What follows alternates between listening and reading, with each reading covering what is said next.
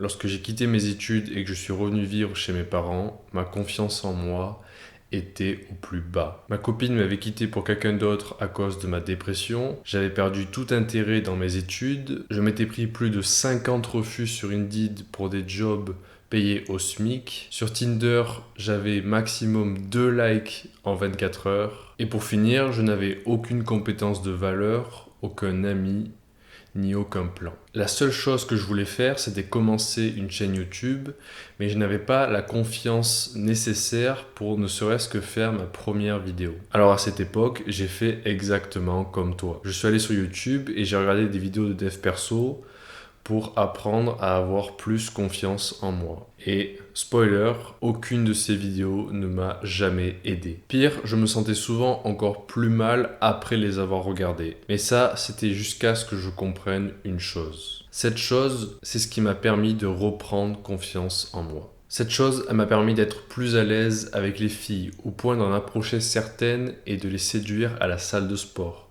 Mais aussi, cette chose, elle m'a permis de retrouver la confiance nécessaire pour faire des vidéos YouTube et être plus à l'aise face caméra. Et je vais être honnête dès le début, cette confiance en moi, j'ai mis du temps à la retrouver.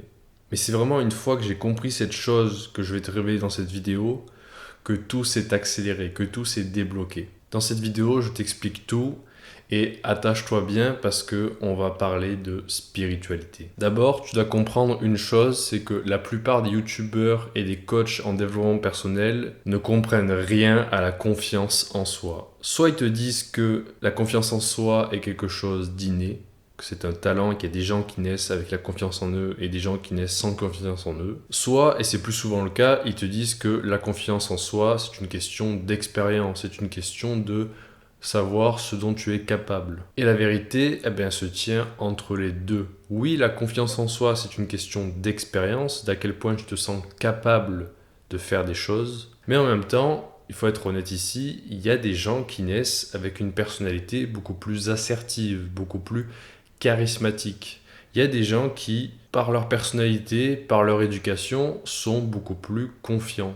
Mais le problème ici, c'est que lorsque tu n'as aucune confiance en toi, même faire la première action, même accumuler de l'expérience, c'est trop difficile pour toi parce que tu n'as même pas la confiance nécessaire pour faire la première action. Et il y a de grandes chances que si tu as cliqué sur cette vidéo, c'est qu'actuellement ton manque de confiance en toi te bloque.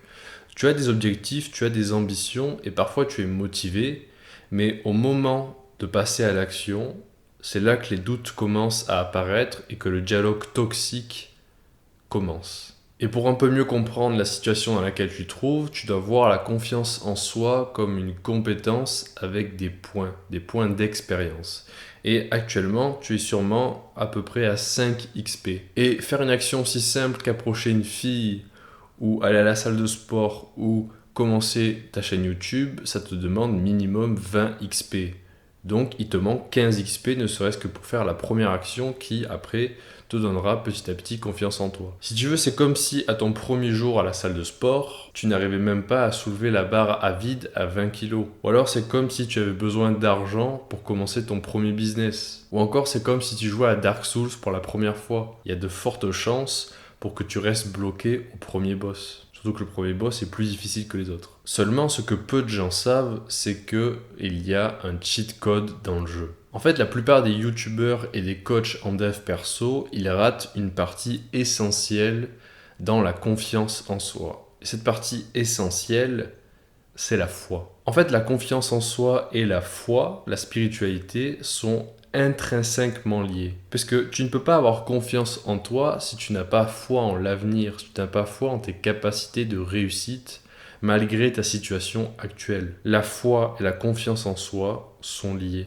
Et si pour toi actuellement la vie te semble morne, si elle te semble douloureuse et que toute la journée, tout ce à quoi tu penses quand tu es en cours ou au travail, c'est à rentrer chez toi et à te plonger dans un monde virtuel, comme les jeux vidéo ou la pornographie, c'est que tu manques de foi. Tu n'as pas foi en l'avenir. Tu n'as pas foi en tes capacités dans ce monde à réussir. Et je pourrais faire une vidéo d'1 heure sur pourquoi aujourd'hui on manque de foi, sur pourquoi, notamment en France, la foi est un sujet aussi difficile à aborder et pourquoi actuellement cette fois est si absente. Mais ici, je vais me contenter de répondre à la question de comment commencer à développer la foi. Parce que la bonne nouvelle, c'est que il y a un moyen assez facile pour commencer à avoir foi en tes capacités de réussite. Cet exercice simple, ça s'appelle le transfert de responsabilité.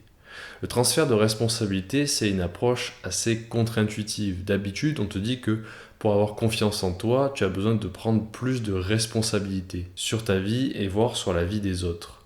Le problème, c'est que plus tu prends en responsabilité, plus le poids sur tes épaules va être lourd, plus les conséquences en cas d'échec vont être dramatiques. Et donc plus tu prends en responsabilité, mais que tu n'es pas prêt avant, tu n'as pas l'expérience pour prendre autant de responsabilités, plus tu auras d'anxiété, plus tu vas être stressé et donc moins tu auras confiance en toi. Et donc ça entretient un cercle vicieux où tu prends en responsabilité, ça augmente l'enjeu, donc ça augmente ton anxiété, donc ça baisse ta confiance en toi. Et donc je pense qu'il faut faire l'inverse, il faut faire un transfert de responsabilité. Il faut donner des responsabilités à quelqu'un d'autre, enlever ce poids de tes épaules, au moins le temps que tu gagnes de l'expérience. Et c'est là qu'entre en jeu l'exercice du transfert de responsabilité. Alors avant qu'on fasse l'exercice, je sais ce que tu vas te dire, ça va te paraître assez wouhou, assez magie spiritualité. Peut-être qu'actuellement tu te dis que oui mais Mathieu tu comprends pas, moi je fais 1m60, je suis toujours puceau, les filles me regardent pas, je suis nul à l'école, nanani, nanana. Sache que cet exercice fonctionne avec tout le monde. Peu importe dans quelle situation tu te trouves actuellement, cet exercice va t'aider à reprendre confiance en toi.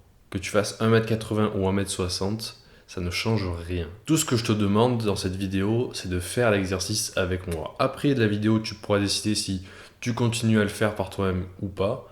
Mais tout ce que je vais te demander, c'est de faire l'exercice avec moi maintenant. C'est extrêmement simple, tu vas voir, ça te demande 1 minute maximum. La première étape, c'est de fermer les yeux. Donc tu fermes les yeux avec moi.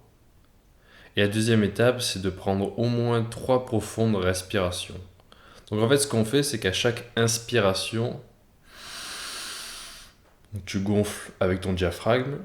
À chaque inspiration, tu vas retenir et tu vas faire comme si tu faisais remonter à la surface tous tes problèmes, toute ton anxiété sociale, tous tes doutes envers tes capacités. Tu fais remonter tout ça au niveau de ta tête. Et puis tu expires. Et lorsque tu expires, tu imagines qu'en fait, tous ces problèmes que tu as fait remonter, tu les laisses s'évaporer dans l'air. Donc on va le faire encore 2 fois.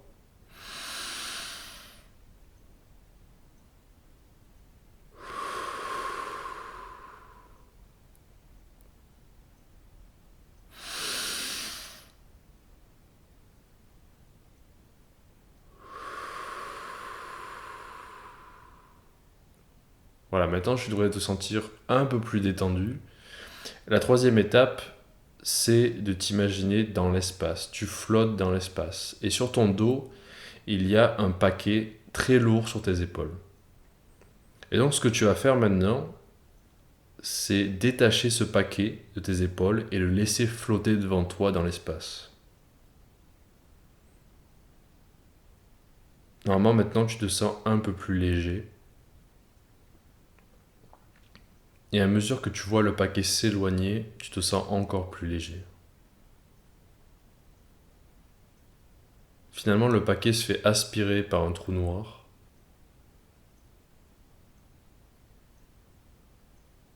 Et maintenant, tu redescends. Voilà, maintenant tu peux ouvrir les yeux. Et peut-être qu'actuellement tu vois aucune différence, tu te dis Mais c'est de la merde! c'est parce que c'est un exercice qui demande du temps et de la pratique. La foi, c'est pas quelque chose qui arrive comme ça par miracle, tu as une illumination. Non, non, la foi, c'est un muscle qui se développe, c'est une question d'habitude. Mais plus tu vas faire cet exercice, notamment avant des moments stressants et difficiles, plus ça va être efficace. Et si tu as du mal au début, j'ai un petit bonus pour toi, un petit conseil, c'est d'écouter une musique. Moi, j'écoute une musique particulière qui, je sais pas pourquoi, fait que ça fonctionne bien mieux pour le transfert de responsabilité. Cette musique, c'est Rose de Jean-Michel Blais.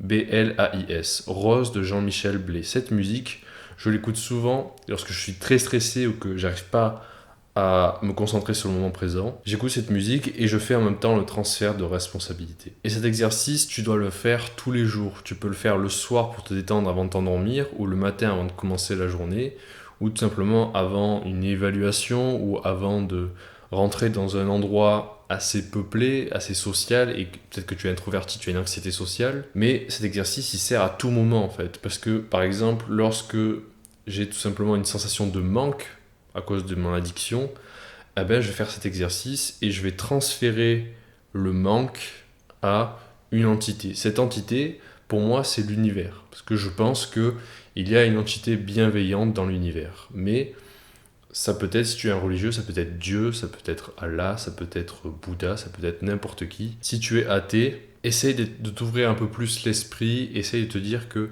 ok, peut-être qu'il y a une entité, il y a l'univers, et cette entité est pleine d'amour pour moi. Parce qu'en fait, l'avantage de ce transfert de responsabilité, c'est que c'est pas juste fuir ses responsabilités et s'en foutre, c'est avoir une impulsion, une motivation à agir en te disant que tu n'es pas seul, tu es soutenu par quelqu'un d'autre. Et cette personne va prendre à charge les conséquences de tes actes.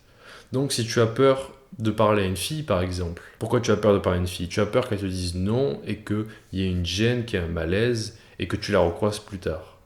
Mais si au moment de l'approcher, tu te dis qu'en fait, il y a l'univers avec toi, il y a Dieu qui s'occupe de tout derrière, ben tu t'en fous en fait. Tu t'en fous de ce qu'elle peut penser, de si elle va dire oui ou non. Je veux dire, si tu vis au quotidien en sachant que derrière toi, il y a Dieu ou l'univers qui est avec toi, tu t'en fous des conséquences, tu t'en fous de ce que pensent les gens. C'est là la force de cet exercice, c'est qu'en fait, tu vas prendre de la distance sur ta vie. Tout à coup, ce que peuvent penser les gens sur toi, ben, ça n'a plus tellement d'importance. Et c'est ça la clé de la confiance en soi, c'est de s'en foutre de ce que les gens pensent. En tout cas, quand c'est pas important. Maintenant, peut-être que tu penses que cet exercice, c'est juste de l'imagination, qu'il n'y a pas d'entité bienveillante, qu'il n'y a aucune spiritualité, ça n'existe pas, c'est juste ton imagination.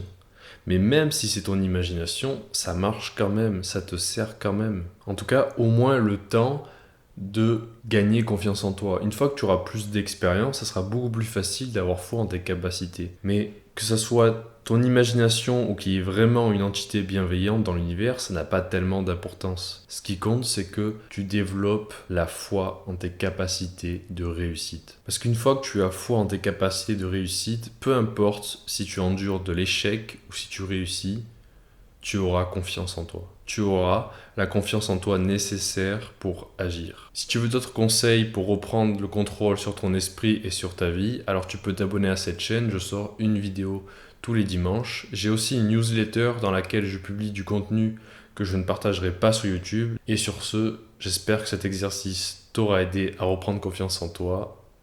Et je te dis à dimanche prochain.